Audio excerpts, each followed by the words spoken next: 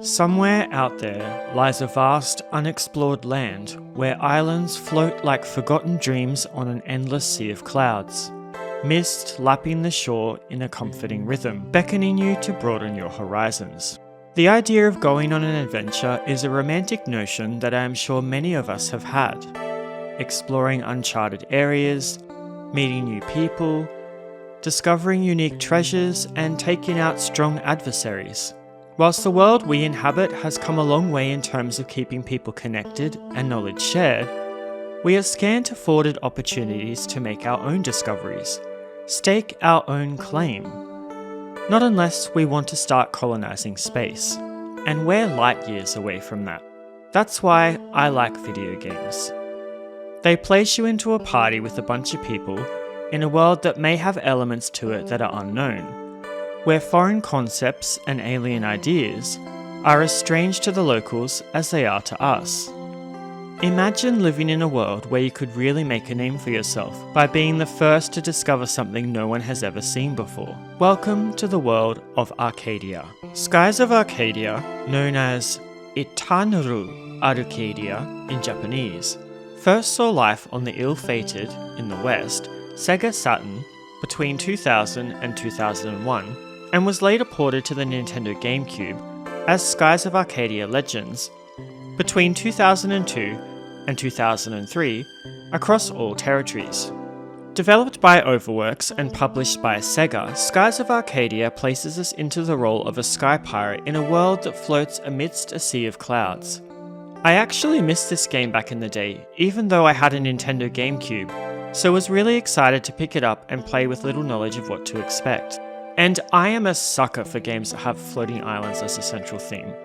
Think the Grand Stream Saga, Button Kaitos, Xenoblade Chronicles 2, and even Chrono Trigger to some extent. I have a burning desire to know why the world is the way that it is, and enjoy the journey to get to that point. Perhaps my love of this theme comes from my enjoyment of Studio Ghibli's Castle in the Sky, where ancient mysteries and a forbidden power drift alone within a fortress hidden within the clouds. But that's another story for another day. For the purposes of this review, I played the Nintendo GameCube version, which has a lower encounter rate and a few polished extras. We step into the boots of Vyse, a blue rogue sky pirate living on Pirate Island in mid-ocean, a central area of the world where the blue rogues can make an easy living picking off the ships of rich upstarts and nefarious merchants. If your eyes have lit up at the mention of pirates, then you should strap in, as this theme permeates all the way through this game, even to the point of having a swashbuckler rating. We join Vyse and his friend Aika as they take part in an attack against a ship belonging to the Imperial Armada of Valua. Little do they know, this particular ship has recently captured a mysterious girl. Arriving at the cargo bay, they are assaulted by a large beast belonging to the ship's captain. Staving off the assault, they miss the chance to capture the man, who abandons his ship. However, the girl that was captured earlier remains, and our heroes decide to take her back to Pirate Island, along with their newfound loot, whilst they figure out what to do next. Later that afternoon, when talking with the girl who reveals herself to be Fina, the three witness a large meteor crash into a shrine on a nearby island.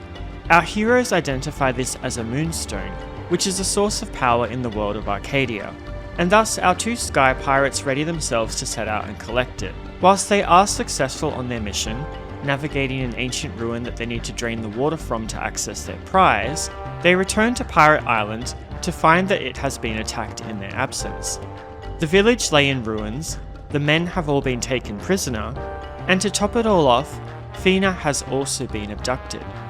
With no men left to lead, Vyse takes it upon himself to set out and rescue his friends, family, and the strange girl by doing the impossible, breaking into the impenetrable land of Valua. I really enjoyed the narrative hook that sets up the purpose for Vyse and Aika to start adventuring in the first place. The stakes are high with their loved ones up for execution in a nation that hasn't really been doing nice things. And by having the party rescue Fina, we get a glimpse of some of the villains and their motivations, as well as get the opportunity to present ourselves to Fina as trustworthy allies, which causes her to reveal the purpose of her mission. Yes, it is to collect MacGuffins, but each of them present a new adventure, ready to shock and surprise you. And I was always left looking forward to what would happen next, especially when Aika's imagination went rampant. Huh?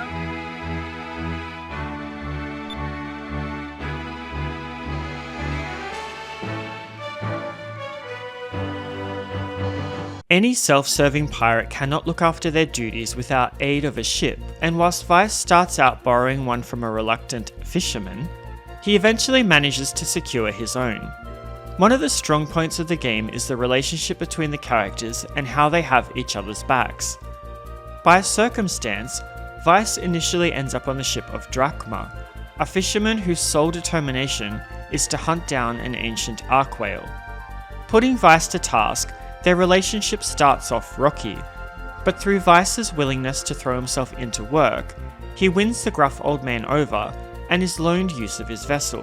Though Drachma doesn't stick around for long, and thus the party are left without a ship again, I did like how he gradually softened and grew to care about the kids he was accompanying, even going so far as to assist them to rescue the captured blue pirates.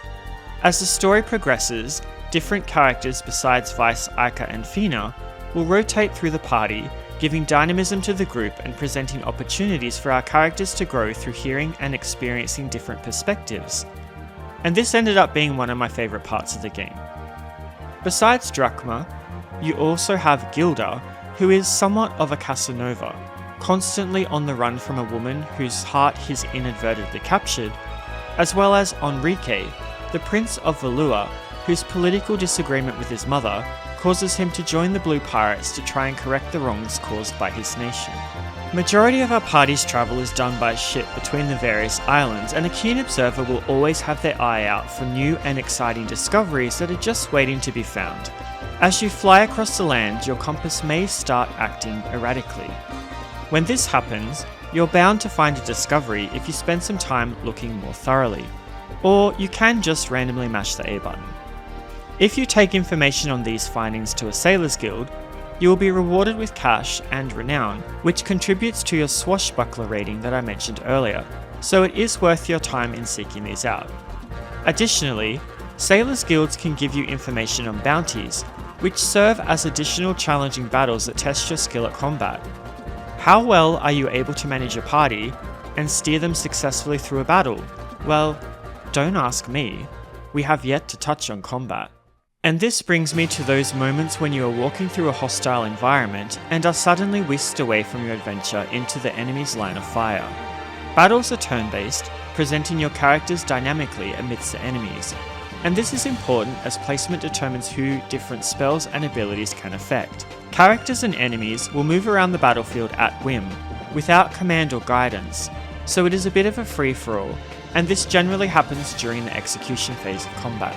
Prior to this, we are asked to issue commands and see the standard attack, defend, use an item or magic. However, the important thing to note is that to cast magic or use a special ability, you need a requisite amount of spirit points, SP. These are shared amongst your party and replenish each turn, gradually, or you can have a character use focus on their turn to gain back more. More powerful magic costs more SP to use, but every spell will always cost 1 MP from the specific character casting it. I felt that this system forced me to be strategic in how I approached battle, especially against some of the more formidable bosses. Later in the game, when you fill your SP gauge during combat to max, you'll gain access to 2 powerful attacks, Prophecy and Blue Rogues. Prophecy relies on all 4 party members being in good condition, combining their power for a devastating attack. Blue Rogues calls upon members of your crew whom you have recruited to aid you, and the first time I saw this attack, I had the biggest grin on my face. Seeing everyone giving it their all to assist our main party in combat made me feel like it was worth recruiting them, and that these crew members had stakes in the battle and its outcome. Here, let me show you. Blue Rogues, attack! This is what I'm paying for. Get a load of these! I never miss.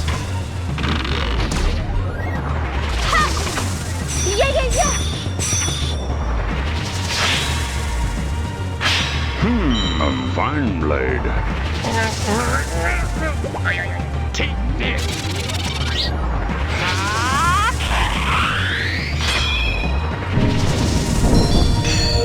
The rejuvenator's ready to go.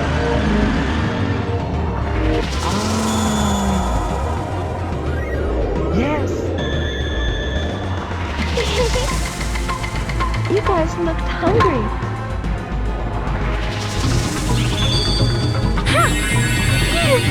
The rhythm!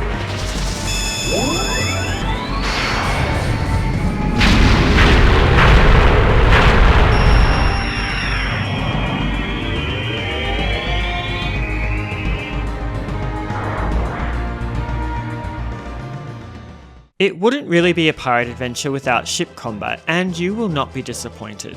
Or maybe you will. When cruising the skies, you may sometimes be drawn into a battle with a rival ship if you get too close to it. And at different points through the story, you will also need to prove your skill as a captain to navigate ship-to-ship combat. Like normal combat, you must give commands, but you can choose which character will take their turn at what time on a 4x4 grid, which also denotes the enemy's turns. You will not know what to expect of the enemy other than an indication that green is manageable, yellow warns to be cautious, and if it's red, you'd better be defending or you will be breached. Most of the time, these battles were chalked up to waiting until an opportune moment to have enough SP points to fire either the harpoon cannon or the moonstone cannon, depending on what ship you were on, which usually won the battle in one shot, but this was not always the case. I will note that these battles can tend to be lengthy, and waiting for the turns to play out can become tiring. It was probably one of my least favourite parts of the game, and I always groaned when the game forced me into back-to-back ship battles. When you're not fighting to stay alive, it's a good idea as a pirate to ensure that you're well stocked for your journey. In the various towns you may purchase curatives and equipment to assist your party in battle, though note that weapons can be augmented with a moonstone. These can be changed when a weapon is equipped, or also in the midst of battle. The colour that you select attributes to the corresponding moon, and will grant experience toward magic from that moon's sphere at the end of battle. Enemies have strengths and weaknesses to the different moons too, so it is good to experiment and see what works best. Whilst we're mentioning moons, I'd be remiss not to talk about moonberries that are used to teach characters their special moves, and you will want to do this, as well as moonfish that are in various areas and must be captured from a first-person perspective. You'll know when they are around as an alarm will start going off, and then it's up to you to locate where the moonfish is. Finally, whilst we're talking about collectibles, there's also cham, which are small morsels that can be fed to Cupel, Thena's living weapon, that changes its appearance in battle. Cupel will start getting excited and yipping when you set foot near a cham, so you better be mashing that button until you find it, or you probably won't hear the end of it. If you've been following me for a while, you'll know that I love games that have recruitment and town building systems built into them. I'm glad to report that Skies of Arcadia Legends has this feature. You can recruit various NPCs to your crew who will relax on an island that you inherit when they are not travelling with you. I really liked this, as it made the Blue Rogue's attack feel more meaningful due to the time that you had spent with the crew members, who will then burst into the battlefield in a flurry of sword swings, cannon fire, and snot flicking. The island can also be upgraded in various ways, which made it feel more personal.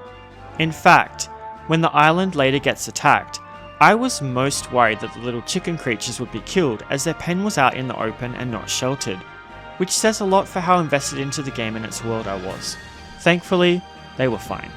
Speaking of the world, what really pulled me in was the variety of the islands and cultures that call them home. One moment you are soaring over lush, verdant archipelagos alive with swaying palms and hidden coves. The next, you're gliding over glittering sands that will strip your skin with abrasive blasts if you're not careful. Each region carries its own distinct flavour, linked to its moon, and this embodies its atmosphere. From bustling sailor hubs to solemn shrines and windswept outposts, making every new discovery feel like uncovering a fresh page in a living storybook. The character models also have this charming, hand-painted quality that gives them real personality. Those expressive faces, with their soft, almost cel-shaded textures, let the emotions shine through and capture your heart. Vyse's cocky grin, Aika's bright-eyed enthusiasm, or Drachma's gruff scowl. They all pop in a way that makes the crew feel like old friends rather than stiff polygons. The environments, on the other hand, lean into that classic boxy 3D style, reminiscent of Zelda Ocarina of Time, with solid, chunky architecture that has a certain nostalgic weight to it. It's not the most detailed or fluid by modern standards, and I'll admit the pause every time you transition into an interior got a bit tiresome after a while, but there's a wonderful sense of scale when you're piloting your ship across the open clouds, or setting foot onto a new land that you have not seen before. For a GameCube port of a Dreamcast game, it still captures that dreamy, adventurous spirit beautifully. The soundtrack is another highlight that perfectly complements the sense of boundless exploration and swashbuckling excitement. It shifts effortlessly between sweeping orchestral pieces that make the vast skies feel alive, and intimate to folksy tunes that capture the warmth of Crescent Island and your growing crew. There's a real sense of place and emotion woven into every track, whether you're peacefully tracking known routes, or charting unknown territory, heading face first into danger. My favourite track would have to be the boss battle theme. And it seems like a bit of a cop-out and an obvious choice, but I can't help it. The way it shifts based on the progression of battle just really gets the adrenaline running when you're in a dire situation, and pumping your fist when you have the upper hand. The adaptive quality of the track never failed to pull me deeper into the moment, making battles feel cinematic, alive, and have high stakes, rather than feeling like a mechanical slog. Characters also have voice acting for their attacks, and will vocalize some of their feelings throughout the narrative, which added an interesting flavour to the cast, humanizing them. In the end, Skies of Arcadia Legends is more than just a charming cult classic from a bygone era. It's a heartfelt reminder of why we chase these floating worlds in the first place. It delivers on that childhood dream of being a pirate, charting unknown locations, uncovering ancient secrets, building a ragtag crew that genuinely feels like family, and watching them literally charge in to save the day during an ultimate attack. The sense of wonder never fades. Every new island feels like a genuine discovery. Every crew member adds another layer of warmth to your little pirate haven on Crescent Island, and that first Blue Rogues attack still makes me grin like an idiot every time I think about it. Sure, the ship battles can drag on for a little longer than they should, and those interior loading pauses may pull you out of the moment more often than you'd like, but these small stumbles are easy to forgive when the rest of the adventure is joyful and alive. The expressive characters, the vibrant cultures staking out their living in their domains under the blessings of the moons, it all comes together to create something truly special. If you've ever longed for that romantic rush of exploration, surrounded by stalwart allies who have your back as you chase what's beyond the horizon, then this game is for you. It is one of the most heartfelt and uplifting adventures that I have played, and left me with a sense of longing long after I put the controller down, not quite ready to say goodbye. I went in expecting a fun pirate-themed RPG with floating islands, and came out reminded of why I fell in love with video games in the first place. By the way, are there any games that you've played that you thought would be just good going in but ended up turning out to be bangers? Let me know in the comments. This has been Venoir with a review of Skies of Arcadia Legends for the Nintendo GameCube. If you enjoyed this video, please like and subscribe for more great JRPG content. As always, thanks for taking the time to watch my videos. I appreciate you. Take care of yourselves, and bye bye for now.